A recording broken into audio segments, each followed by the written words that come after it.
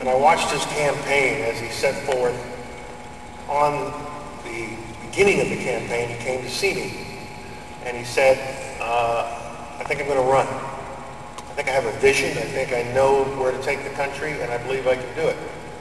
He impressed me as a man of supreme intellect, a man who was confident but not overconfident, a man who was confident but not arrogant. But I still said to him, what are you kidding? You're only 45 years old. You've only been in the Senate a little over a year. What makes you think you can make it? But he had done his homework. He had done his analysis. Knew his competition was on the Democratic side and the Republican side, and he thought he could do it, and he did it. He brought people together, common vision, common purpose. He used the power of the information revolution, not only to raise money, but to connect people in a way that we can only do now. I'm still learning how to use all of this stuff. I'm pretty good. I've got several computers running in my home at any one time. My kids know this stuff just to the T. My grandkids are great at it, even the younger ones. And I'm just pedaling hard to catch up with all of them. You know, analog to digital, they were born digital. And I give my grandkids some trouble because they won't answer my emails anymore. I said, well, why won't you answer my emails? Oh, Poppy. You see, we only text and Twitter. What? If you twit us, we will twit you back. Watch your mouth. Talk to me then. No, Poppy, let us explain it to you. Oh, poor Poppy.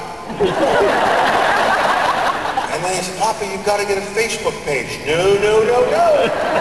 I'm drawing the line here. I'm not doing Facebook. Oh, Poppy. Then the next day they came back and said, oh, Poppy, you don't know this, but you already have a Facebook page. How could I have a Facebook page? I didn't sign up for Facebook. Oh, it doesn't make any difference. Someone signed you up. And your picture's there and all the stuff is there and whatnot. And I said, well, I'm gonna protest. I'm gonna do something about it. I'm gonna get a lawyer. Poppy, don't bother. You already have 16,000 friends. Okay. This is the world we're living in. It's the world that you are trying to catch up with. As these kids learn the power of moving information around like that. And that's what Mr. Obama did. And he inherits difficult situations, and economic situations that are troublesome, some conflicts around the world.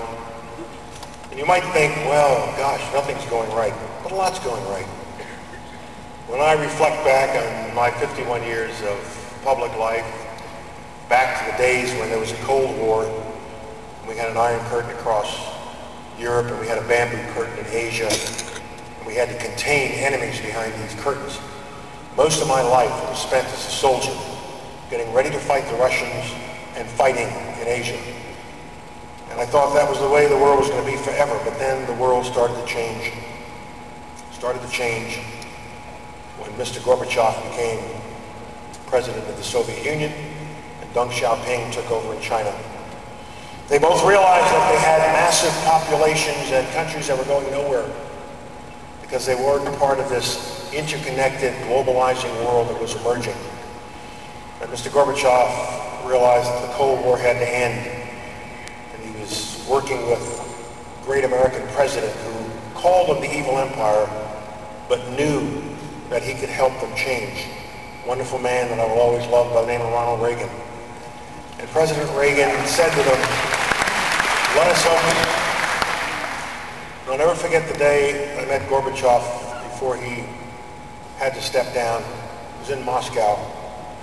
And he looked across the table at me in the Kremlin and he said, General, I'm so very, very sorry, but you will have to find a new enemy. And I thought to myself, I don't want to. I like this. I know what I'm doing, man. You'll have to find a new enemy. We quit. The Iron Curtain came down, the Soviet Union dissolved, all those nations became free and immediately joined the West. Germany was unified, and no more prospect of World War III, or II, or I, or a Holocaust, a Europe whole, free and at peace.